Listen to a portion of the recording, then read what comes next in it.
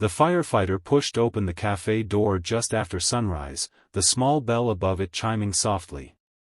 Most people didn't look up. They were busy with their phones, their laptops, their steaming cups of coffee, and their own private worries. To them, he was just another tired man in a dark uniform, shoulders slumped, boots scuffed, face lined with exhaustion. But exhaustion didn't begin to describe how he felt.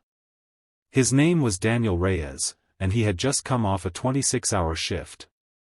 A warehouse fire on the edge of town had raged through the night, swallowing steel and smoke and memories. 2 families had lost their homes. 1 man hadn't made it out. Daniel had done his job, he always did, but the weight of it sat heavy in his chest. It always did after calls like that. He ordered black coffee, his voice low and hoarse, and chose a small table near the window. As he sat down, he rubbed his hands together, noticing the faint tremor in them. He told himself it was just fatigue. He told himself a lot of things lately. The cafe smelled like warm bread and roasted beans. Soft music played in the background. Outside, the city was waking up, cars passing, people heading to work, life moving forward as if nothing had happened overnight. Daniel stared out the window, wondering how the world could feel so normal after he'd watched it burn. He took a sip of coffee and winced. It was too hot, but he welcomed the sting. It reminded him he was still here. What no one else noticed, what no one had noticed for weeks, was how carefully Daniel kept his left arm tucked close to his body, how his jaw tightened every time he shifted in his chair, or how his eyes flicked toward the door every time it opened, as if expecting danger to follow. No one, except one person. Across the cafe, at a corner table cluttered with books and a half-finished pastry, an older woman watched him quietly. Her name was Margaret Hale. She came to the cafe every morning at the same time, ordered the same tea, and sat in the same seat. Most people assumed she was retired, lonely, or simply fond of routine. They didn't know that Margaret had spent 30 years as an emergency room nurse. She had learned to see what others missed. She noticed the way Daniel's breathing was shallow, how his shoulders stayed tense even while seated, how his eyes never truly rested. She noticed the faint red mark at his wrist where his glove had rubbed too hard, the slight discoloration near his collarbone that suggested an old bruise, not quite healed. But more than anything, she noticed the look in his eyes. It was a look she had seen countless times in the ER at 3 in the morning, when the adrenaline wore off and reality rushed in. A look that said someone had seen too much, too fast, with no time to process it. Margaret hesitated. She had promised herself she wouldn't interfere anymore. She was retired. She had done her part. And yet, something about the way Daniel sat there, alone with his coffee and his thoughts, pulled at her. So she did something small.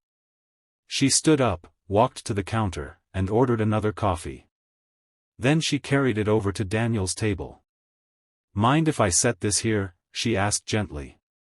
Daniel looked up, startled.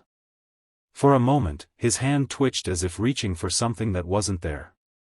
Then he relaxed slightly. Sure," he said. Margaret placed the cup down. "It's for you." Daniel frowned. "I didn't order." "I know," she said with a soft smile. "But you look like someone who could use it." He hesitated, pride rising instinctively. Firefighters weren't supposed to need help. They were the helpers. But he was too tired to argue. "Thank you," he said quietly. Margaret didn't leave right away. She gestured to the empty chair. "May I?" Daniel nodded.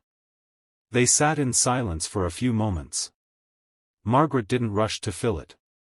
Silence, she knew, could be comforting if you let it be. Finally, she spoke. "Rough shift?" Daniel let out a short breath that was almost a laugh. "That obvious?" "To someone who's been there," she said.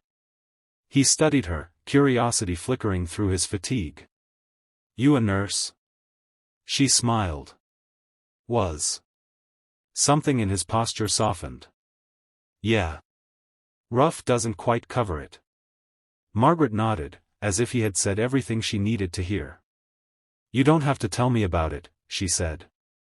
But I want you to know, it's okay if you're not okay. Those words hit Daniel harder than any alarm bell. For weeks, months, really, he had been telling himself to push through. To be stronger. To stop thinking about the faces, the screams, the moments where he'd been just seconds too late. Hearing someone acknowledge the weight he carried without judgment cracked something open inside him. I don't sleep much anymore, he admitted before he could stop himself. Every time I close my eyes, I'm back there. I hear the radio.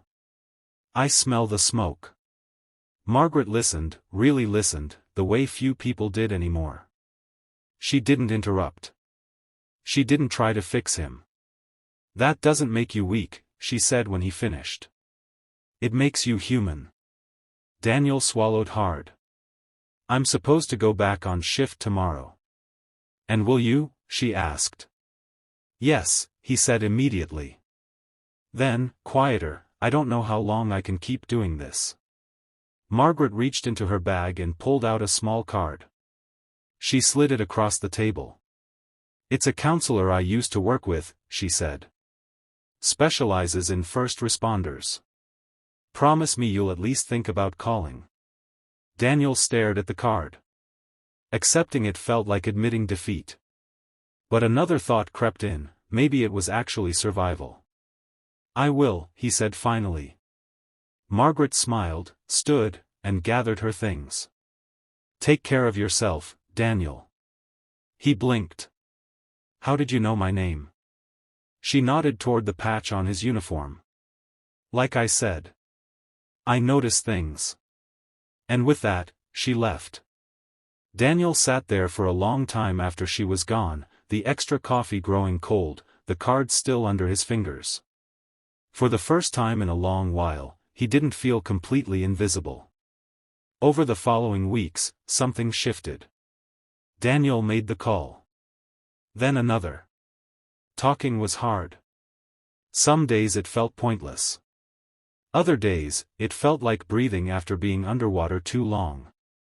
The nightmares didn't disappear overnight. The memories didn't fade. But they lost some of their power. One morning, months later, Daniel walked back into the same cafe. He wasn't healed, maybe he never would be, but he was lighter. He scanned the room, hoping to see Margaret at her usual table.